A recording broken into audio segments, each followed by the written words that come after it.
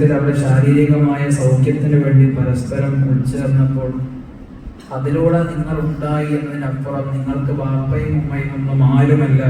നിങ്ങൾ അവരോടുള്ള കടപ്പാട് എന്ന് പറഞ്ഞ സ്വർഗം നരകം എന്ന കുറെ സങ്കല്പങ്ങൾ വിചാരിച്ച് അവർക്ക് വഴിപെട്ട് ജീവിക്കേണ്ടവരൊന്നുമല്ല എന്നാണ് പുതിയ കാല ലിബറലുകൾ നമ്മുടെ മക്കളോട് തുരുതുരയായി പറഞ്ഞുകൊണ്ടിരിക്കുന്ന വർത്തമാനം.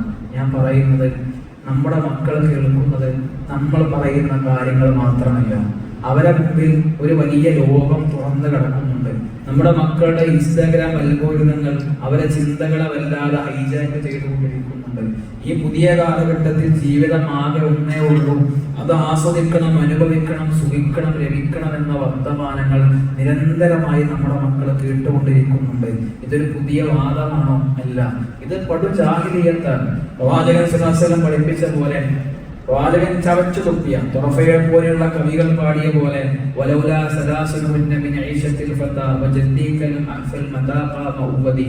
ഒരു മനുഷ്യന് യുവാവാണോ, അയാളെ ജീവിതത്തിൽ 3 സുഖങ്ങൾ ഉണ്ടാകട്ടെ, അതില്ലെങ്കിൽ അയാൾ പോയി മരിക്കട്ടെ എന്ന് പറഞ്ഞ മദ്യവും യുദ്ധവും പെണ്ണും തന്നെയാണ് ഈ പുതിയ കാലത്തിൽ ലിബറലിസവും നമ്മുടെ മുമ്പിൽ മക്കൾക്ക് മുമ്പിൽ നിരത്തി വെക്കുന്ന നവ ആശയങ്ങളൊക്കെ പേരിട്ട് വിളിക്കുന്നത്.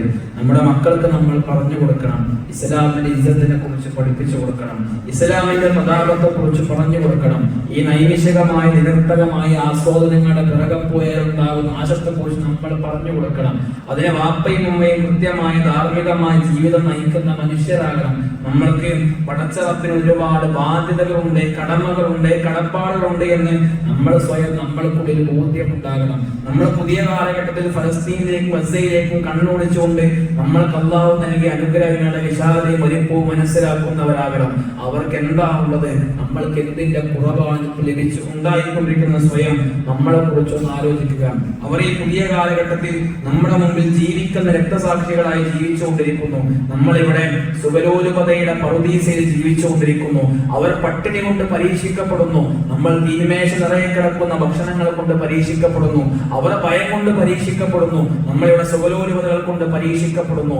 അവർ വേദന കൊണ്ട് പരീക്ഷിക്കപ്പെടുന്നു. നമ്മളെവിടെ കുറെ ദുനിയാവിന്റെ ആസ്വാദനങ്ങൾ കൊണ്ട് പരീക്ഷിക്കപ്പെടുന്നു. നമ്മൾ തോറ്റു കൊടുക്കാതിരിക്കുക എന്നുള്ളതാണ്. നമ്മൾ പടച്ച റബ്ബിന്റെ മുമ്പിൽ നന്ദി അർപ്പിക്കുന്ന അടിമയാവുക എന്നുള്ളതാണ്. ആ നന്ദി എന്ന് പറയുന്നത് കേവലമായ നമ്മുടെ നാവുകൾ കൊണ്ട് പറയുന്ന അൽഹംദുലില്ലാഹ് മാത്രമാകാതിരിക്കുക എന്നുള്ളതാണ്. ഒന്നാമതായി നന്ദി എന്ന് പറയുന്നത് ഹൃദയം കൊണ്ട് നമ്മൾ സാക്ഷ്യം വഹിക്കലാണ്. എന്താണ് സാക്ഷ്യം വഹിക്കേണ്ടത്?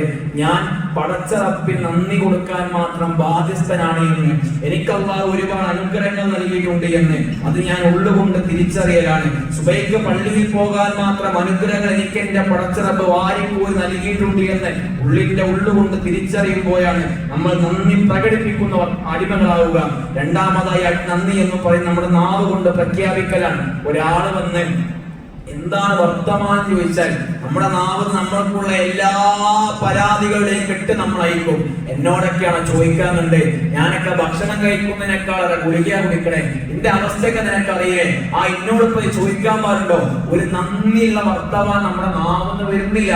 സുഖാണ്, റാഹത്താണ്, വീട് ചെറുതുണ്ട്, മക്കളൊക്കെ അപ്പൊ കുഴപ്പമില്ല, പഠിക്കണ്ട, അൽഹംദുലില്ലാ, എന്നാലും കുറച്ച് പ്രയാസമൊക്കെ ഉണ്ട്, ഇത് പ്രാർത്ഥിക്കണം കേട്ടോ എന്നാണല്ലോ വിശ്വാസിയായി നമ്മുടെ നാവിന്ന് പുറത്ത് വരണ്ടേ.